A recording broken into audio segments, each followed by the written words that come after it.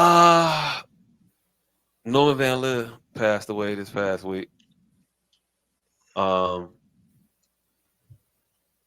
so rest in peace, Norman Van Lear.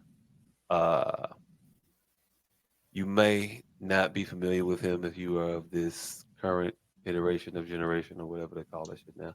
But he's responsible for a lot of shows. All in the Family, Good Times, The Jeffersons, um, and a couple others that I'm blanking on right now.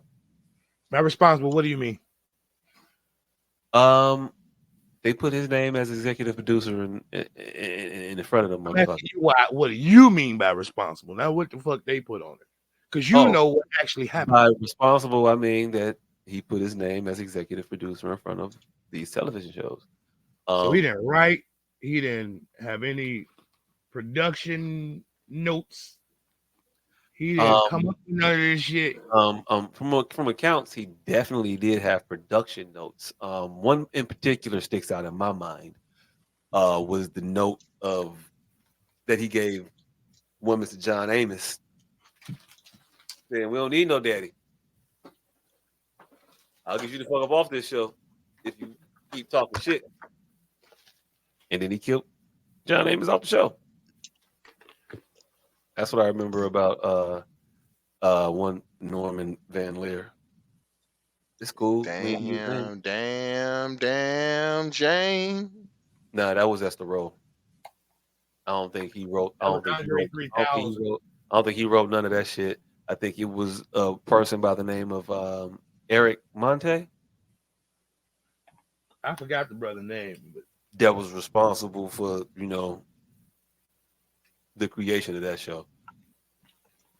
I ain't gonna give no writers credits for damn. I'm sorry. I'm just not. Um, hey, look, I appreciate Norm's work. I don't appreciate Norm Van Leer. This is one of these separate the art from the artist, and I'll say artist because I guess that's what you very call. loosely. Yeah, yeah, yeah. And I'll separate it. And hey, look, his crimes weren't, in my mind, like of the more putrid, vile, reprehensible like things. There's no there's no saving grace from. There's no recompense for. These weren't that. But just being an overall shady business person, in the overall snake, it gets you a lot less love in life, in death rather. In life, you might get a lot of extra shit just because people have a need for you to be around. They have a they have a use for you, so they'll kiss your ass and they'll play to your proclivities and they'll forgive all kinds of bullshit just because they have an agenda.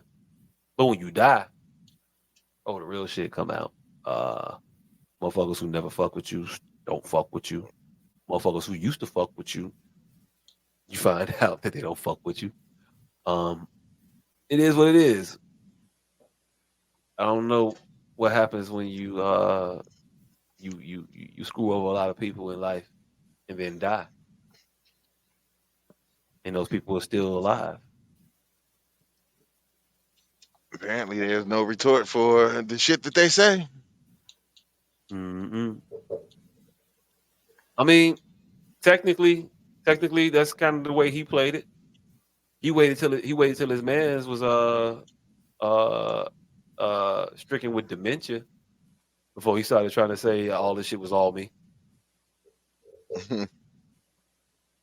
He waited till And then at least. he waited till the motherfucker that could refute it couldn't refute it. Couldn't refute it. He wasn't dead. I ain't with him if he was dead, but oh shit, you ain't got no. Your mind is lit. I read my book now.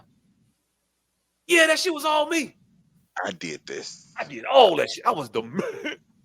Hey, look, dude, ex-wife sued this motherfucker because she just couldn't stand no more behind that shit. That's how flawed of a motherfucker that she thought he was when he was living.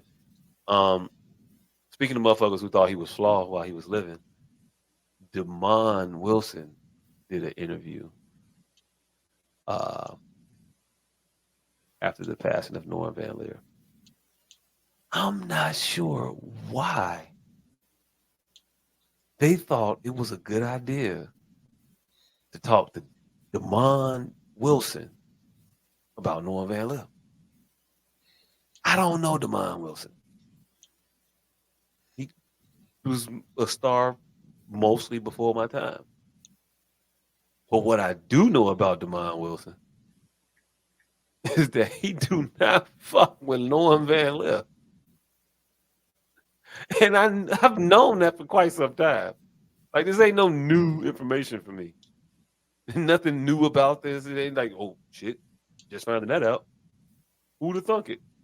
Nah, nah. It was pretty well known, documented, and also motherfuckers know Demond Wilson.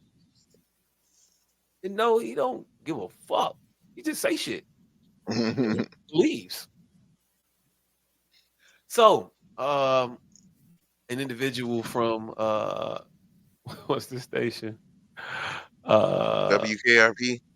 WKRP in Cincinnati. Scripps News. I don't know where the fuck they are based, but they had this poor gentleman interview Demond Wilson about the passing of Norman Van Lear. And I'm not gonna play all 14 of these minutes, but we're gonna see very, very quickly where this motherfucking interview is headed. And feature films, B films, and so I said, okay, I'll do it, and I did Wait, it. hold But on. what I saw then, and after hearing Norman speak about his political position, I I I I was right in what I thought.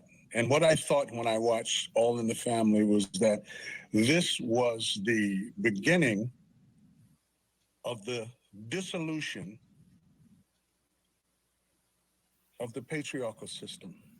Hey, Demond, since you brought And it I up. say that Yeah, since you brought it up. Look, can I just finish the Go ahead. Go ahead. Can I finish the Hey, look, that motherfucker said, wait a minute, that wasn't how that sentence was gonna end.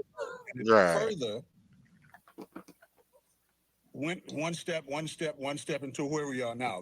What we're witnessing now is the evolution of what Norman Lear started. And as I said before, I reiterate, it was a brilliant show. Norman Lear was a master builder. He had very little to do with Sanford and Son, other than he was in partnership at the time with Bud Yorkin, who was the executive producer of Sanford and Son. It was called Tandem Productions, which, as you know or not, it was a two-seat bicycle, front and back. And they finally split. But Norman did not have anything really to do with Sanford and Son. Both shows were taken from, All in the Family was taken from Till Death Do Us Part, a British show. And Sanford and Son was taken from the #1 British show at the time called Steptoe and Son. So he had very little. I met Norman. He took me out to dinner a few times and we talked, but I didn't really know Norman. I knew of his work. Norman Lear was. I heard of this nigga, but I ain't know this nigga. I'll say that because he saw, and after Hey, hearing the my feed Jesus. on his position politically, I was absolutely correct. Norman Lear, I send my condolences to his family, to the Lear family. And Norman was a pioneer, as was myself and others of that era. I'm sorry, you wanted to say something. No, I was just going to point out that while you were talking, we were showing all these scenes of you, and I have a clip, by the way, that we're going to play in a second. But I want to play this one because for the uninformed, this was the moment that later became known as the kiss that was seen around the world. This is when Sammy Davis Jr. kissed Archie Bunker. Take a look. Mr. Davis, this is an unexpected pleasure. My pleasure. Thank you very much. Can I get a picture? No, Mr. no, Davis? come on, Munson, no pictures. Oh, no. Hey, look, This one is for me. Mr. Munson, would you stand over there? I want Just one picture watch. taken with Watch, Archie just Bunker, watch. my friend, and me. You and me? Yes. Now, on 3, okay? 1.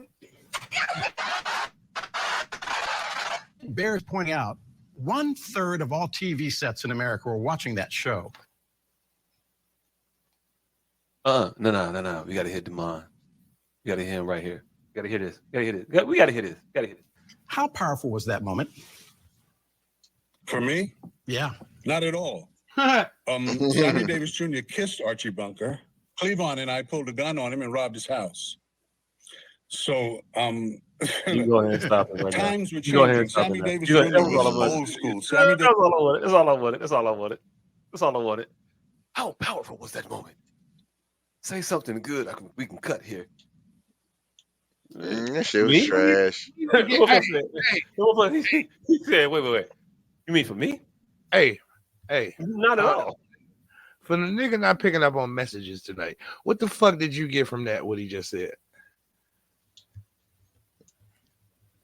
That it was not a powerful moment to have Sammy Davis Jr. kiss an Archie Bunker in his living room.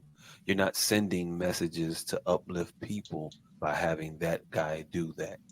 You had Sammy Davis kiss him. You had me and Cleavon rob him. And at that point, you was just trying to, Sammy Davis, you trying to use him as a bastion of some type of racial equality or whatever. Sammy was at that point trying to get a check. This is what Damon was saying. I'm very aware of what he was saying. I watched the whole thing. Are you not slow sometimes?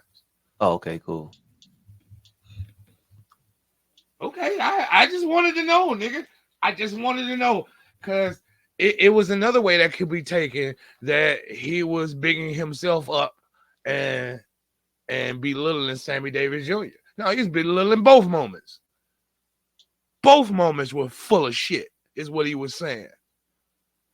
All right, so long as you picked up on that. You've been missing a little minutia tonight.